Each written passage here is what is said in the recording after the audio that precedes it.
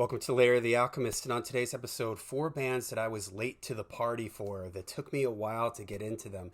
These are bands that I knew about them.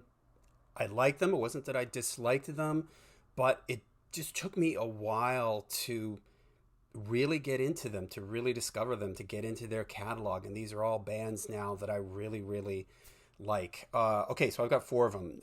Number one, Alice Cooper. Of course, when I was younger, I knew about Alice Cooper. I had heard I'm 18, saw the video for that, uh, Under My Wheels, School's Out, all that stuff. And I liked it. And I think part of the problem was at that time, Alice was doing like that mid to late 80s stuff that he was doing, Poison and stuff like that. And although I like that song, that's not my favorite era of Alice Cooper.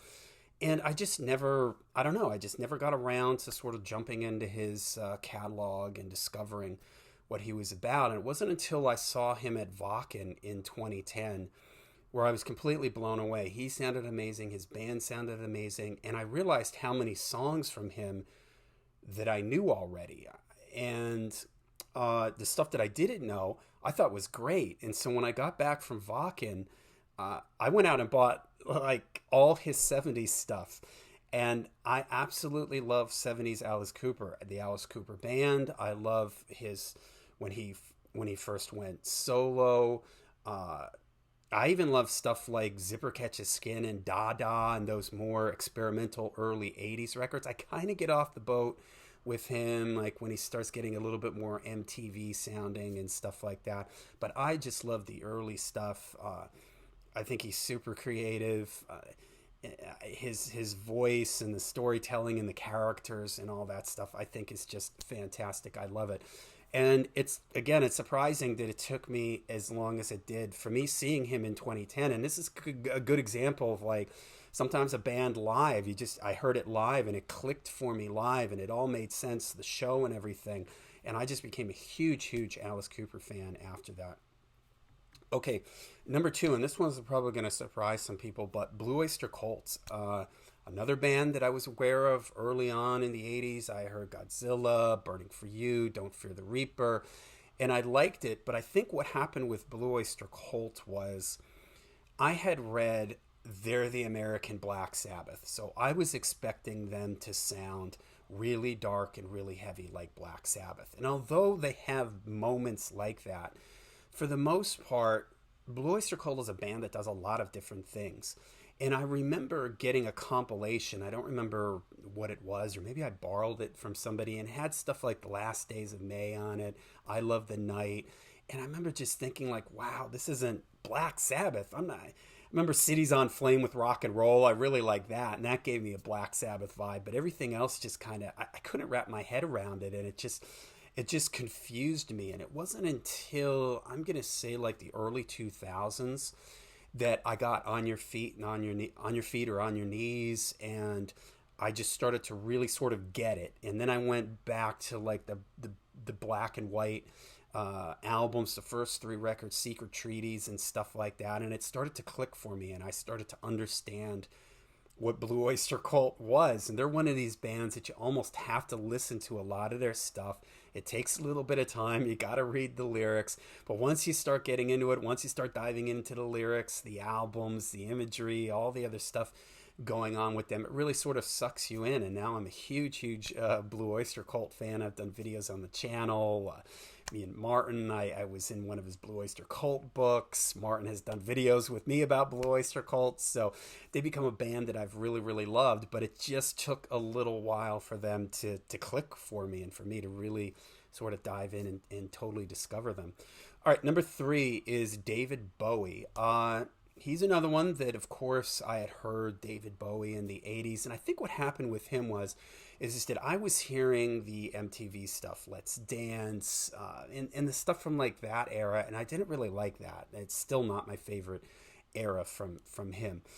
And it wasn't until I heard Ziggy Stardust and I heard that guitar and I was like, whoa, I got to check this out. And I think when I started collecting vinyl in like 2000, 99, 2000.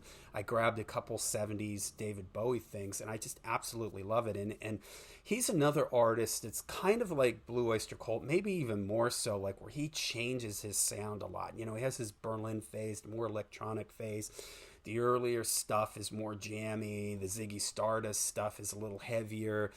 And it's a lot. There's a lot going on, and you have to kind of sit down with it all, take it all in. It's a lot of information, and I think that that's what early on confused me with him. I kind of didn't know where to start, and it just took me a little while to kind of come in. It was sort of the Ziggy Stardust side of David Bowie. Then once I got into that, then I started getting into the more 80s stuff. I love the last album that he put out. I think it was just amazing. I think he's a genius. He's an incredible musician, an incredible singer, an incredible songwriter. Okay, last, and this one is kind of surprising, but Queensryche. Now, out of these four bands, Queensryche was probably the band that I had heard the most music from in the 80s. I had Operation Mindcrime. I had Empire when that came out. And it's not that I didn't like it. It's just that it didn't quite click for me. And I'm not quite sure why. It wasn't until, again, like when I started collecting vinyl and I started getting the Warning and sort of going backwards and getting the early stuff, and I started diving more into Mindcrime, that I realized how amazing it was. Jeff Tate is an amazing vocalist, great musicianship.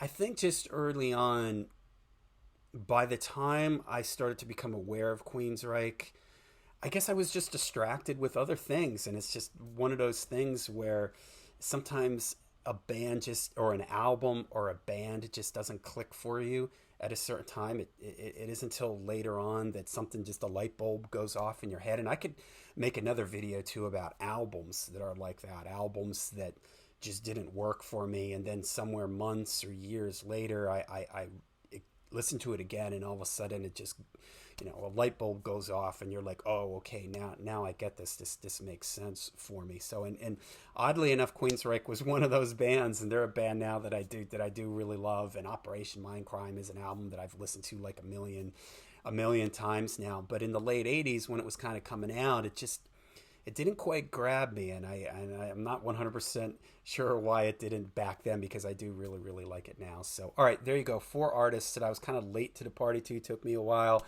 to discover them and to get into them and really wrap my head around their music. Let me know what you think of my picks. Let me know what some of your picks are. If you have bands and artists like that for you, let me know in the comments down below. Till we see you again, make sure you rock hard, ride free.